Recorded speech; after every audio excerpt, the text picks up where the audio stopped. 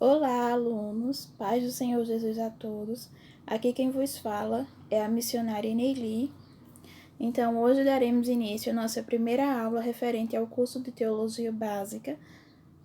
Temos como diretor-geral o pastor-presidente da FENIEB, Clériston Souza. Como secretária-geral temos a missionária Tamires Henrique e como professora eu, Eneili Alves. Então, vamos dar início introduzindo com o conceito de teologia, que é o estudo racional da fé religiosa, que no nosso caso é a interpretação racional da fé cristã. E a teologia, ela é o estudo da existência de Deus, das questões referentes ao conhecimento da divindade, assim como de sua relação com o mundo e com os homens. É uma palavra que vem do grego, onde theos significa Deus e logos significa estudo. Logo, é o estudo sobre Deus.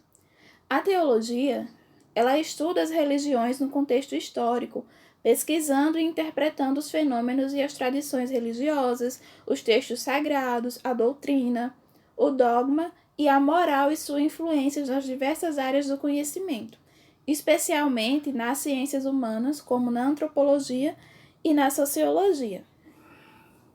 Ela é inteligível, podendo ser compreendida pela mente humana, ela requer explicação, envolvendo a interpretação dos textos bíblicos e uma sistematização, organização das ideias, e é um estudo baseado na Bíblia. A Bíblia, ela é a base e a fonte da teologia. Agora nós iremos ver os tipos de teologia, por época, por ponto de vista e por ênfase.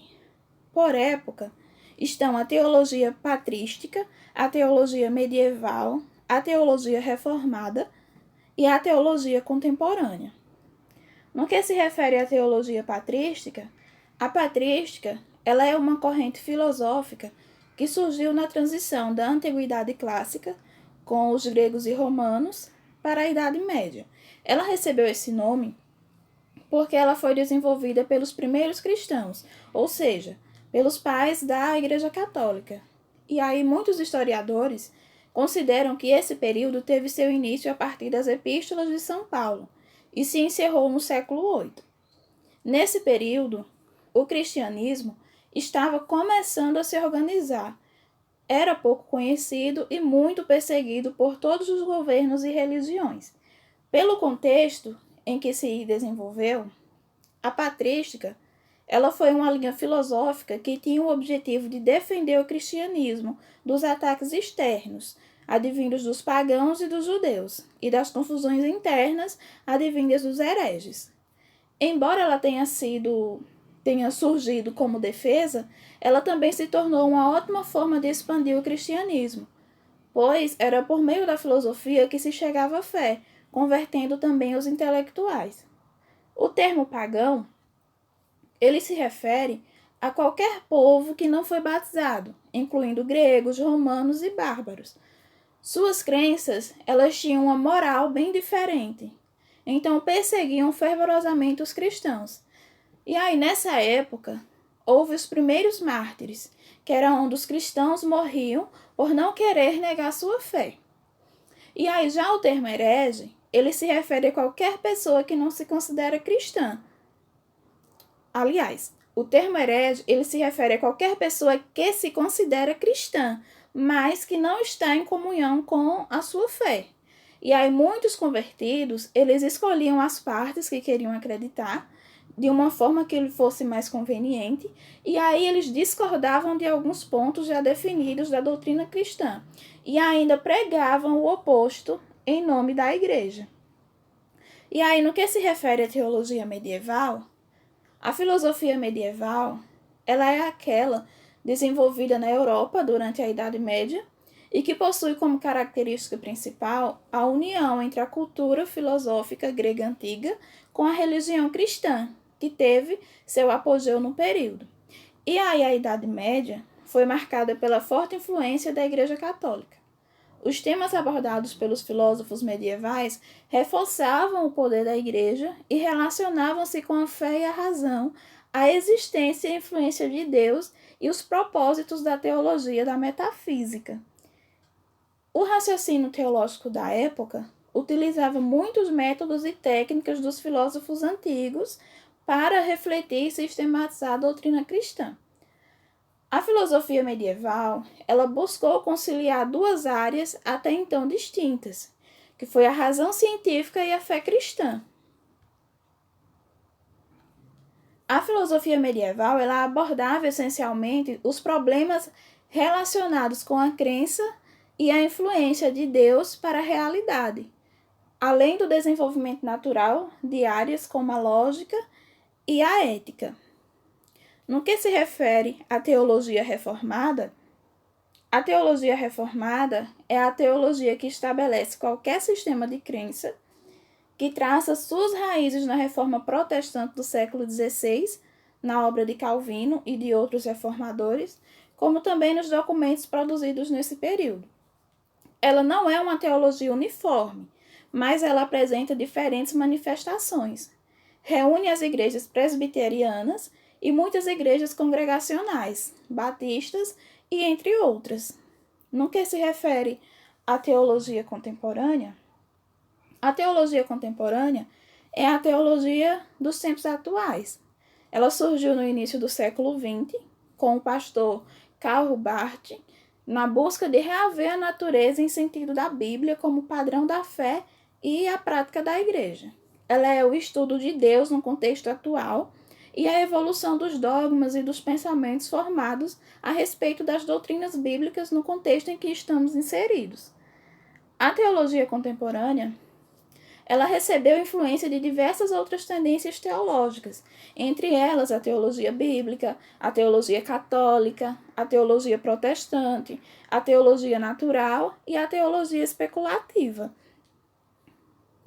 Conforme as direções que vai tomando, a teologia contemporânea, ela recebe várias designações, entre elas a teologia modernista, teologia neomodernista, teologia da esperança e a teologia do evangelho social. E aí, no que se refere à teologia por ponto de vista, estão inclusas a teologia calvinista, a teologia arminiana e a teologia católica.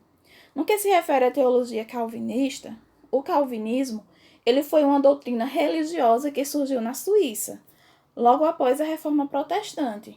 Então, seu fundador, João Calvino, ele acreditava na predestinação, na valorização dos bons costumes e na defesa da acumulação de capitais.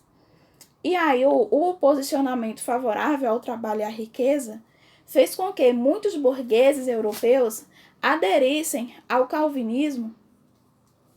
E aí, em 5 pontos, Calvino traçou as diretrizes da nova doutrina, como a tese de que Deus escolhe aqueles que serão salvos e os que serão condenados. E aí, as novas ideias de Calvino incentivaram a formação de novas igrejas pelo mundo, como a presbiteriana e as reformadas. E aí, no que se refere à teologia arminiana, o arminianismo ele é um sistema da teologia criado por Jacobus Arminus e cuja ideia principal era defender o livre-arbítrio e negar a teologia calvinista. A teologia católica, para o saber teológico católico, o objeto de estudo direto é Deus. Os seus verdadeiros critérios são a razão humana e a revelação divina. E aí, ao passo que a igreja ela é considerada como uma comunidade de fé e de cristianismo. A igreja, portanto, ela tem o poder de estabelecer de forma autorizada os distintos critérios para a reflexão teológica. Então, a Igreja Católica, ela considera que o saber teológico é racional, uma vez que a teologia ela é uma ciência cujo objeto é dado pela revelação que é a palavra de Deus e que, por sua vez, é transmitida e interpretada pela Igreja. A teologia católica, ela reside em 2 mistérios. O mistério trinitário, que é a doutrina cristã que explica a existência de um só Deus em 3 figuras diferentes e identificáveis, sendo elas o Pai, o Filho e o Espírito Santo, e o mistério cristológico, referente à vida de Jesus Cristo, com o seu nascimento, a sua paixão, morte e ressurreição. No que se refere à teologia por ênfase, estão inseridas a teologia histórica, a teologia bíblica e a teologia sistemática. E aí, no que se refere à teologia histórica, a teologia histórica, ela é o estudo do desenvolvimento e da história da doutrina cristã. Como o próprio nome indica, a teologia histórica, ela é o estudo do desenvolvimento e formação da essencial doutrina cristã ao longo da história da Igreja do Novo Testamento. Então, a teologia histórica, ela também pode ser definida como o estudo de como os cristãos em diferentes períodos históricos compreenderam diferentes temas ou temas teológicos, como a natureza de Deus, a natureza de Jesus Cristo, a natureza e obra do Espírito Santo, a doutrina da salvação e etc. O estudo da teologia histórica, ela abrange assuntos como o desenvolvimento de credos e confissões, conselhos eclesiásticos e heresias que surgiram e foram eliminadas durante toda a história da Igreja. O objetivo da teologia histórica é compreender e descrever a origem histórica das principais doutrinas do cristianismo e traçar o desenvolvimento dessas doutrinas ao longo do tempo. Ela examina como as pessoas entenderam diferentes doutrinas ao longo da história e tenta entender o desenvolvimento, reconhecendo como as mudanças dentro da Igreja têm afetado diferentes doutrinas para melhor ou pior.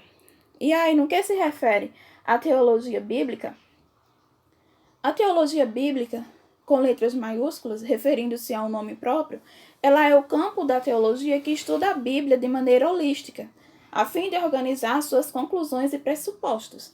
E aí, o seu objetivo é mostrar como todos os acontecimentos bíblicos são desdobrados até Cristo, num propósito coerente.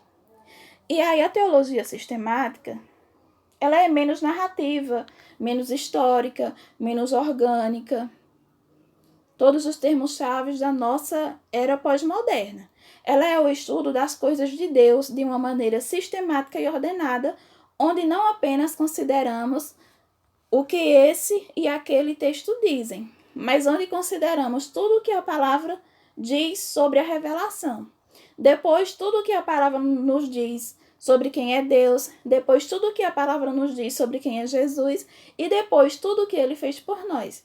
E aí depois, a teologia sistemática, ela prossegue para considerar a doutrina do homem, do pecado, da santificação, dos sacramentos, da igreja e do fim dos tempos. Então, a teologia sistemática, ela é uma maneira de olhar para a revelação de Deus que fortemente afirma a coerência e a consistência de tudo que Deus revela.